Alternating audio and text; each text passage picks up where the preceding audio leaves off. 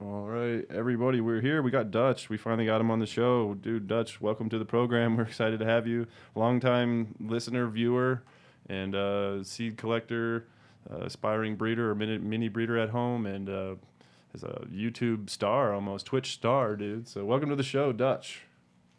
Well, thank you, sir. Thank you. Hello, hello. Wow, it's great to be on. Just great to get to talk to you. I've been watching you guys for like almost a year and a half now, I guess, or maybe a year, and just really cool to see you guys doing what you're doing out in Colorado too. I used to live out there, so just really cool. And thank you for having me on.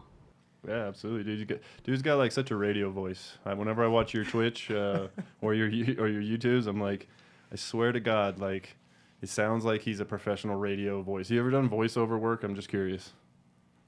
No, no. Actually, if you go back and listen to my updates and my past progression over about 5 years ago, I started doing live streaming, and there I am. Hey guys, how you doing? Let's get this going.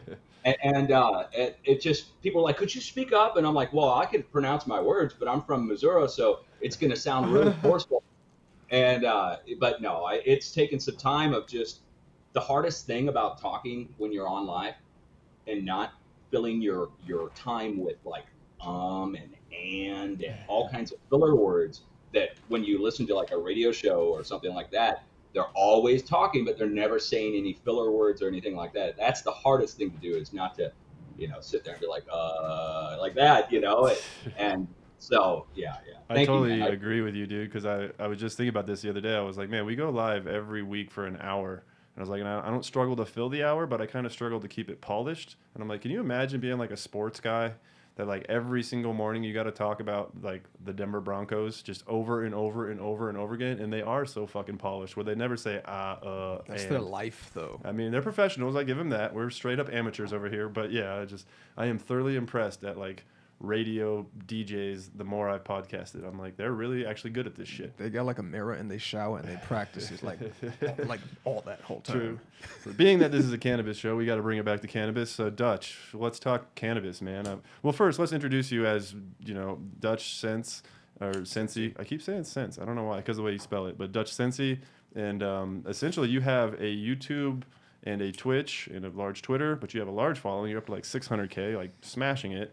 And your channel is dedicated to essentially preparedness. And there's a lot of cool shit on there, but essentially earthquakes, earthquake preparedness, tornadoes, and being prepared. And I wouldn't call it a survivalist channel, but I'll let you explain to the people, what is your channel?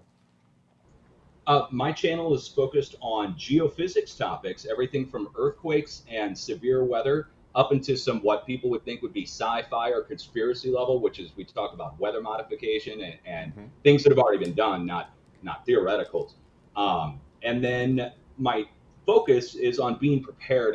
It's almost like a Boy Scout motto, which is like, don't be scared, be prepared. Right. And being prepared is like, I mean, we all watch the weather, or most of us watch the weather, just to see what's coming in so we can be prepared. But, we're not totally freaking out when we hear about a severe storm kicking up out in Denver. When it's coming in, to prepare. When you see the dark skies, that if you start hearing the tornado sirens go off, you take shelter. And then you go about your life. But the preparedness part is what I really stress, which is like having an emergency kit, having the things on hand that you need so you don't become a liability for your next door neighbors or for the emergency Having an managers. extra supply of cannabis at all times in your preparedness kit, just in case. You never know. I'm saying you got to rotate that bag out every once in a while, but you're gonna want to have cannabis in there, yeah. Gotta deep freeze it.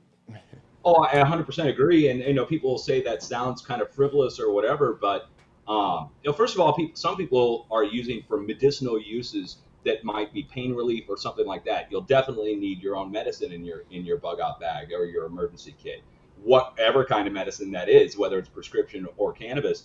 And then for people who just use cannabis as a recreational or just have always used it for the 30 years or so, like me, that it's just you would want to have that, just like I have cigarettes in my emergency kit. I have a whole carton of Camels that I keep in there. And I don't smoke cigs, but I figure somebody else Man might must a barter. trade or barter, or I might save my life if somebody's freaking out. And so, yeah, I do. I would recommend, and seeds too.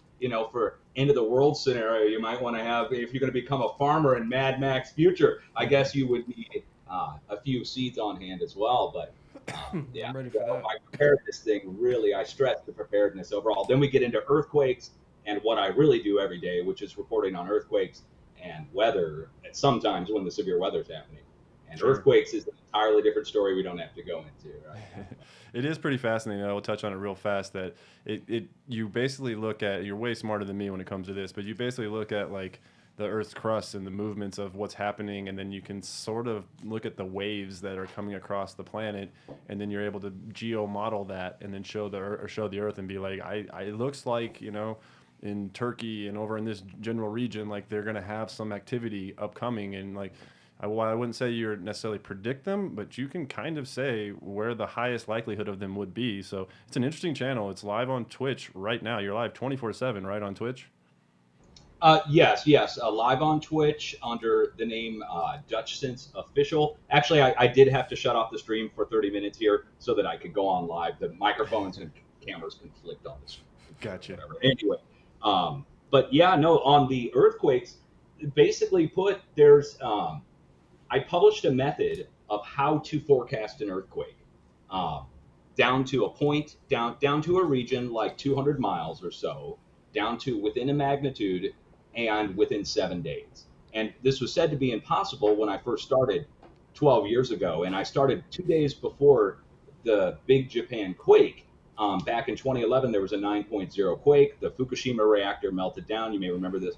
Yeah. But 2 days before the Japan quake, I put out my first earthquake forecast, which I warned the people in Japan for a coming larger earthquake. And there was a 7.2 earthquake that had struck next to Tokyo. And when that hit, 2 days before the big one, there was a line of earthquakes going up along the coast. And I put out my video and I'm like, hey guys, it looks like something's getting ready to happen in Japan bigger than the 7.2. And everyone jumped down my throat. Professionals, media, everybody. They're like, "You're fear mongering Japan. We can't know when another earthquake's coming." And then 2 days later, 300 miles up the coast, the 9.0 hit, and that was my first forecast. Sure, I'm And sure that got some attention. it did. It did. They called me a wizard over in Latvia on Latvian international news or whatever. They're saying it some foreign language, but there I am, the wizard. And I'm like, it's not wizardry. Here's what made me think that there was something coming, and that's where I did my first forecast. And then I published the method of how to, so that anybody could repeat the method. It's based on a wave that goes through the plates, and at the peak of each wave, right at the peak, is where the earthquake hits. And then the wave travels more, and at the next peak, the earthquake hits. And they're equally spaced like an ocean wave, but across 10,000 miles. Very It's cool. amazing. So like a stock market or a housing market, it's kind of like you base it off of trends. Like you can predict when it's going to happen or what's going to happen based on like what's going on right now, what's previously happened. That is actually a good description, that you can look at what's currently happening. And what we do is we look where there's a point where there's earthquakes at one spot and a point where there's earthquakes at the next. And then there's a big open area in between. And in the middle of the open area is where the next earthquake hits. As the wave travels, it's what's called a standing wave, which is real technical, but basically put, we all watch ocean waves or waves on a lake.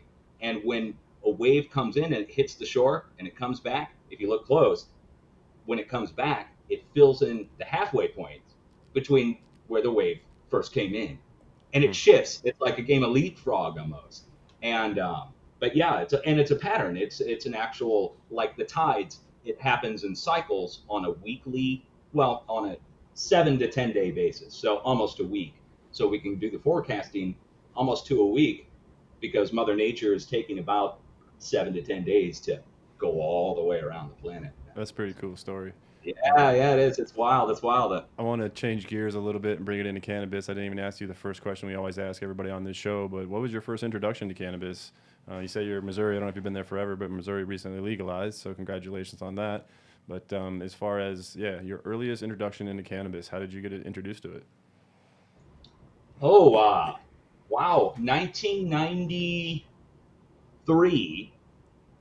1993, I was a junior in high school, and I was a proper kid. I was a proper sheltered kid. My whole life, I had never seen cannabis or anything. And I got kicked out of Catholic high school as a sophomore. I was going to a Jesuit high school, and they had falsely. I had a big red mohawk, and I wore a spiked leather jacket and Doc Marten boots, and I'm 47 now. Okay, that's everybody knows. So I was 17, so this is 30 years ago exactly. And so 1993, I got falsely accused by the high school principal, disciplinary principal, of being a drug dealer. And he did it because of the way I looked. I had never seen weed before. I was straight edge actually at the time. I used to write X's on my hand and be like, I'm straight edge. I don't do any drugs. I don't drink. I don't have sex. No, no, no. Okay. No offense to all the straight edge people out there. But so he falsely accused me of being a drug dealer, and it's just because I was alternative, whatever, punk rocker. And long story short, I got kicked out of that Catholic high school at the end of that year. They didn't even say I was great with grades, so they just let me go, and I ended up at public high school. So you're And like, I fuck was it, I might as hanging well out, get high. yeah, with my punk rock friends, and my buddy Steve insisted that I try smoking, and he had brick hash actually, which was this hard. In the 90s, your hash wasn't what it is now. It is real hard, like as hard as a freaking piece of cement. And he made me smoke it out of one hitters. So we sat there, and he insisted that I smoke till I get high, which took like 3 hours of smoking hash to get me high, because it was my first time, and like sometimes you don't get high apparently Right. when you smoke the first time, but this did the job, and that was my first real experience, was this like brown brickish hash from 93. That's pretty cool. What about growing? What was the first seed you ever cracked, and what led you to grow cannabis? Okay. 1995 rolls around, 2 years later, and I'm tired of paying for it. We were buying what we would call here in the Midwest swag, which is, for those of you who don't know terminology, swag is what you might get stomped on an elephant from Mexico. Okay, it's It's like, brick. you know, all right, right, brick, yeah, yeah. Where it's so compressed that it looks like it's black on the sides, and that's just because of the mold that probably formed and turned black on the side. Anyway. So anyway, we were tired of paying for that. We didn't want to contribute to the. It was actually sketchy here in St. Louis, where you would have to actually hook up. You would have to know somebody or so forth. But we decided to grow. We got good MIDI seeds from a bag that we got from a buddy, and it was really, really bright green, crystally middies that we planted. I didn't have a name on it. It was just good stuff. Better than swag, not what we would call kind bud though. So it was not like Grateful Dead show level or Fish show level. Right. So you had mentioned to me at one point that the name Dutch Sensi essentially comes from a trip that you took to Amsterdam. Was this right around that time when you started, I guess, on the hunt for better and better genetics? Or do you want to tell that story, how you kind of have the name that you have? Okay. Well, here, I can show you a picture. First of all, there we go. Say, don't All dox right. yourself. Yeah. Yeah.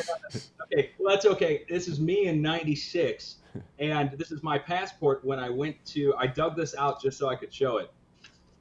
Stamped Oh, you got a 90, stamp. stamped 96 Schiphol Airport. Okay. And it was April 1st we went. April Fool's Day is the day we went to Amsterdam. So it is really the, um, 27th anniversary of my trip to Amsterdam. But we went there. My buddies were all going to Cancun to go get drunk. And me and my other buddy, Justin, we were the two main smokers. We had already grown the year before, which I could tell a separate story on where we grew. We grew at a U.S. government installation where there's radioactive material. But Nice. yeah, real great story. but went to Amsterdam just to do spring break, and we spent 10 days there. And while in Amsterdam, we went to we actually had printed out a primitive internet list of all the coffee shops to visit, and we checked each one off the list. As you know, went down the list: Lucky Mothers, De Dampkring, and then we went to a place called Baloo, Balou, which is it's still there today. It's a coffee shop still there, and it's a famous coffee shop in Amsterdam. And they had a strain listed as Dutch Cincy, and it was spelled the way that it's my name is. And when I smoked it, to date, it is the best tasting strain I've ever had. And I stand by it. It literally is the best tasting strain I've ever had in my life. Better than any Skittles, no offense. Better than anything. Um, and so I would go every day for those. We found it on day 2, and for the remainder 8 days, I kept going back to that coffee shop to get the Dutch Scent strain, and they eventually sold out by the time that I was getting out of there on day 10. They couldn't get any more. They didn't have any more, and I could never find the strain. I could never. I've done my own pheno hunts, and the closest I've ever come is a um, sour tangy is the closest that I could probably describe the taste on it. But that's where Dutch Sense comes from, or Dutch Cincy, depending on which way you say it. But yeah, it comes from Dutch, and I think it means Dutch Sense Amelia. I think that's what it stood for at the time. Is they called it Dutch Cincy, but it stood for Dutch Sense Amelia, Sure. which meant it's Dutch seedless. Did you It's ironic. immediately know to make that your YouTube handle or Twitch handle when you started your channel? Like, I'm just curious because it seems like you started your YouTube probably quite a bit later than when you made this trip. Yes. I came back after this is '96. I created a new disposable email. Well, not disposable. I created a new email at the time in '96 called Dutch Sense. Just it was the best that I smoked, so I figured I'll make a new email, and that was my email name. Move forward 10 years, or well, 8 years, and I had a MySpace, and my MySpace asked me for an email to sign up with. And so I used Dutch Sense, my burner email now at the time, in 2000s. It had become just a useless email. And so then I signed up for YouTube using my Dutch Sense burner email. And at the time in 2006, when you signed up for YouTube, it would take your front end of your email and make it your screen name, and you didn't have a choice. Yep. So whatever you used was your screen name. And then my channel took off. And so then I became Dutch Sense on YouTube, unwillingly, not really knowing that the name Dutch Sense would become immortalized forever as. Do your viewers think you're Dutch? I mean, you don't sound Dutch, obviously, but do they think you're, from like Amsterdam or the Netherlands or whatever? It's like being with that name, and you're kind of a worldwide YouTube channel. Does everyone assume you're Dutch? Well, in the most ironic twist of fate, my mother's side of the family is from the Dutch-German border. Their last name is Rasmussen, and so they are literally on. Some of my mother's family lives in Netherlands, Holland, right across the border over at the German-Dutch border. So we are on my mom's side Dutch, and on my dad's side, well, that gets into the Janich name and autoflowers that I just found. Yeah, I want to tell this story. This is a really cool story. You emailed me about this, and this is actually why I wanted you to come straight on and tell this story. But you've discovered something about autoflowers in Siberia, Russia, and I'll let you tell the story. It's really pretty cool. This is mind-blowing. A week and a half ago, I got served up a story by AI, I suppose, and it's the history of autoflowers. And it was just like, I was like, I knew it came from Siberia, Russia, and I'd never really looked up the history. And so I'm reading the story, and it talks about the discoverer of autoflowers and who he was. And his name was Januszewski, Janishewsky. And in some instances, they're dropping the Uski because that just means the son of. And Janish and Januszewski that's my last name. Well, both. Janich and Januszewski, my dad's side of the family comes from Hungary, Serbia, and going over into what's now Ukraine and Russia. Our family goes, the Janich and Janich name goes across that area, and it's very specific name, Januszewski. So I see it, I'm like, oh my god, what the hell? I thought maybe it was like maybe my information was coming up or something, because my wife had been doing genealogy previously on my family. And so anyway, I click on the thing, and I put a link into our chat if you guys want to see it. There's his information, or I could even screen capture this, I think. I posted it on the screen actually for everyone to see. I'm going to throw it in the description too as this is up, so you guys can click on it if you'd like. But yeah, it's actually on the screen at the moment. Okay, cool. And I will also drop another link into our chat that's the whole search on this guy who Sure. my wife is doing the genealogy on him now to find out if he's a direct relation or an indirect relation. It's the same last name, which is very specific on Janusz and Januszewski.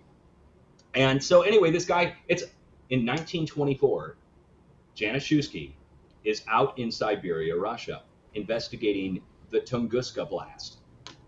Now, if you don't know about the Tunguska blast, it's this explosion that happened in 1908, I think. And anyway, it's a blast that happened over Siberia, Russia, and it took out a good part of the center part of Siberia. They say it may have been a meteorite explosion. Other people say that it could be Tesla doing experiments that caused an explosion on the opposite side of the world. Sure. But whatever it is, there was a huge blast there, and it wiped out all the trees, all the everything. So in 1924, Januszewski heads out to Siberia to go investigate, and he finds all the trees leveled, of course, and they're all knocked down. Till this day, you can even go there and see all these forests leveled.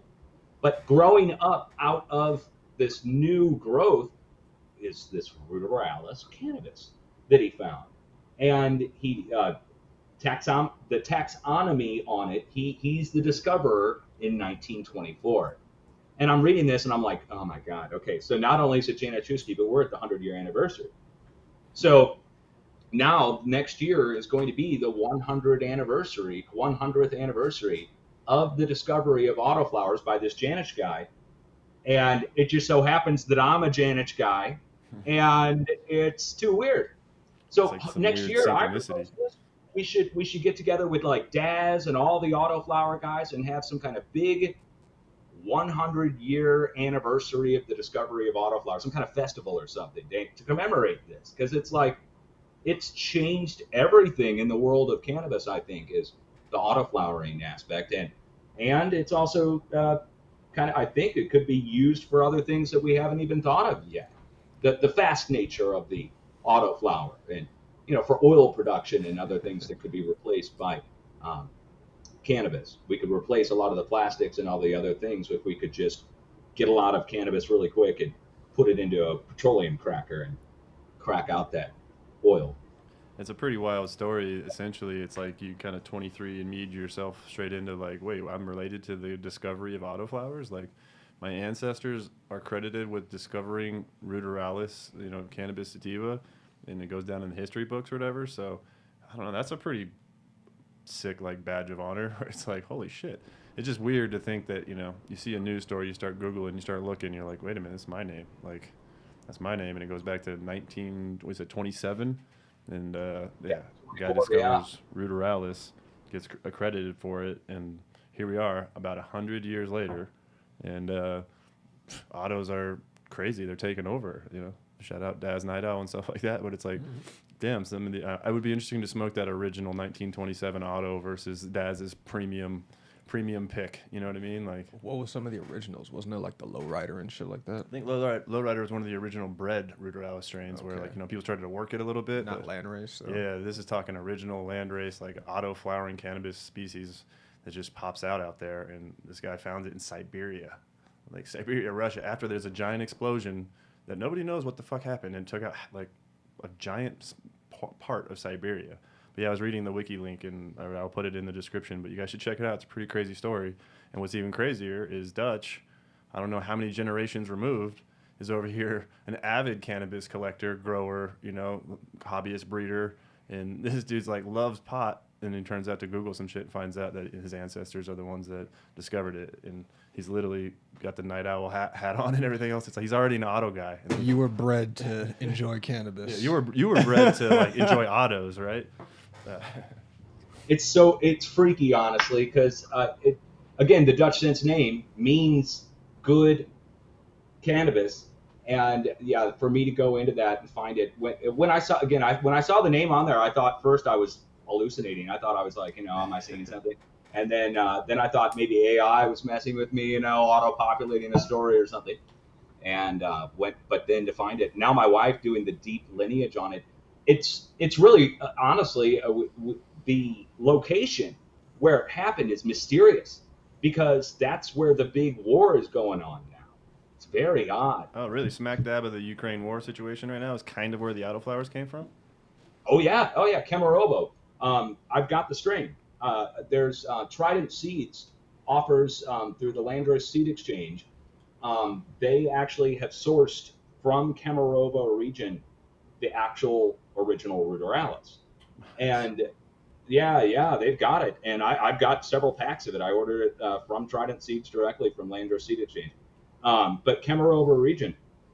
And it's the original strain. It actually gets huge. It gets massive. It gets like 10 feet tall. Hell yeah. And yeah, and it's got the super thick seeds, and it's a pretty heavy CBD. Just as a natural, it's got low THC. It's got maybe like 1 or 2% THC, but it still has THC. It just Sure. is way low and a real high CBD. It'll knock you, it'll make you feel like sluggish sort of. But Well, I know that you buy, or I don't even want to put you on the spot like that. I know. Let's just say I know you collect. I know you collect a lot of seeds. So I guess I want to ask you like which breeders are you into, or which ones are you stoked about? I'm sure you've popped a whole lot, but do you want to? I mean, you got carte blanche. You can say any name. I don't care. But who are you into? Is like what you packs are guys, really? you guys, Yeah. hello. You don't got to say that just because He's you're on the already podcast. paying us for a sponsorship. Yeah, I yeah, think we're good. you guys, no, actually, I'm real excited. Of course, Daz, I get real excited when I see, large quantities of different strains coming out that are all easy to grow and fast. The most Yeah. exciting stuff that I see is the It's quiet. hard to get Middle East and Asian strains. The ones that are coming out of like if I see like a post of some looks like it's meat growing on a stick or something that's coming out of Afghanistan. Um, those kind of things get me the most excited because it's stuff that we'll never ever get our hands on here without like being able to source from the Mideast. But when it comes to big growers, I would say, I'm not trying to flame you or anything. I would say what you guys are doing out in Colorado is probably, I think, one of the more impressive things that I've seen, which is to like embrace and go into the whole dispensary market and breeding market. That's what you're doing, and I think that's pretty impressive. I don't Sure. see very many other growers doing that where they have a reach into dispensary directly where they're running their own business like that and doing their own breeding at the same time and Sure. stocking other places. I There's see a your handful. strains. There's a handful of them, but yeah, I appreciate the love. Appreciate the love. But I guess I'll ask you this too, because you just being in Missouri, you have like a wave of legalization heading your way. What would you most like to see in your market as they're going to start building grows and building shops and building all this stuff? And I assume you'll try it out, but what would you like to see in your market? No gelato. Are you talking strain wise? Or are you talking? Strains, flowers, like genetics. But what are you most excited about? I'm just always curious because I remember when legalization started, even the medical scene and everything. I used to be so stoked to go into a store and be able to buy clones. I thought that was the coolest shit. It was like you can go in and get like they had clones of all different kinds of strains on a shelf. It's like that's awesome. And then flower, obviously, all the different kinds of hash. But I'd say, what are you most excited about seeing these shops come to you? Oh, first of all, just being able to get it. Safe Okay, access. like here in Missouri, it's like a big deal to be able to get it in the first place because it was always dry. And but no. Like here in Missouri, they don't have clones at the stores. You can't go in and get a clone. It's allowed. You could do it if you wanted to do it as a business, and they don't have that. Same for hash. None. No hash in any of the dispensaries. Well, at I'm any of sure the it's places. coming. Yeah. That's how No New York hash. started off. New York, no hash. Yeah, no hash. I'd be excited to see that. I'd like to see. They don't do this now, but I'd like to see somebody do large colas in cool light up containers that you pay $300 for, like an old school ounce would cost, $350 or something or $4, and you get a huge 1 ounce cola in a big thing. I think people should be doing stuff like that. I'd be excited to see if I walked in and saw a bunch of big colas and you could press a button on the top of the thing and it lights up, and you pay $300 or $400 for it. I buy it for Christmas for my wife. As humid as So- it is over there, it'd probably mold out. Yeah, it's gonna be hard to get. Yeah, good yeah, colas in yeah, That get the Missouri, humidor Missouri out. humidity. Yeah, you know what? I'm excited to make the first humidor business for cannabis. Excellent. So I think I want to. Well, first of all, I want to thank you so much for sponsoring the show. It's kind of a weird match, but we really like the match. We really appreciate you sponsoring the show. I want to thank you for bringing a lot of your audience and kind of sharing this show with your audience. And shout out to all the Dutch viewers and the viewers that came from Dutch. I know we're for some of you we might be a little rough around the edges, but we appreciate you guys coming in and viewing the show, supporting it, like and subscribing, all that stuff. But Dutch, I'm going to give you the last word. What did we not talk about, or what did you want to plug, or you got you literally you can say anything you want, my friend. What would you like to shout out on the way out the door? I'd just like to give, first of all, give you and TH Caesar a big shout out just for what you're doing on a weekly basis. I know the dedication that it takes for to have to do a podcast. I did my own radio shows for a while, and it's just for the interviews that you do, the time that you take, and the care that you show about the overall industry. I think matters a lot, and I just want to say thank you to you guys for doing that. As for sponsoring, I know it is a weird match, but again, with me being what I am for the past 30 years anniversary of me growing, and just I want people to be prepared, and so I know the cannabis audience tends to be concerned about the environment, about their lives. They're actually the Cheech and Chong stereotype of a cannabis user is incorrect and a psyop by the government to make us pigeonholed into being something. Sure. And I've noticed that a good majority of my viewers either have smoked cannabis, used cannabis in some way, or are okay with it.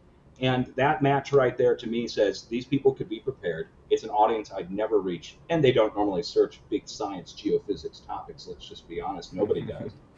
And so I just appreciate everything you're doing. Thank you for giving me the last word. I hope we can talk again. And I want to interview both of you guys on my channel. I want to interview you guys, both of you, to get your stories, what you've done, because I don't think anybody's really interviewed you, have they? On your show? Only a few times. We've been somewhat blacklisted from other podcasts, you could say. So, yeah, only a few times. But yeah, I really appreciate it, Dutch. Once again, thank you for coming on. And I think we're going to get out of here. But man, that was great. And I'm sure we'll have you on many more times. Like I said, we still have more to talk to you about. You have seeds that you want to send to the show, and like I say, super big collector of seeds. So I'm sure we'll have them on, guys. If you guys want to see Dutch again, let us know in the comments. Bring him back. But yeah, thank you, Dutch. Appreciate it. Thanks, guys. Much love. Thank you very much. Peace.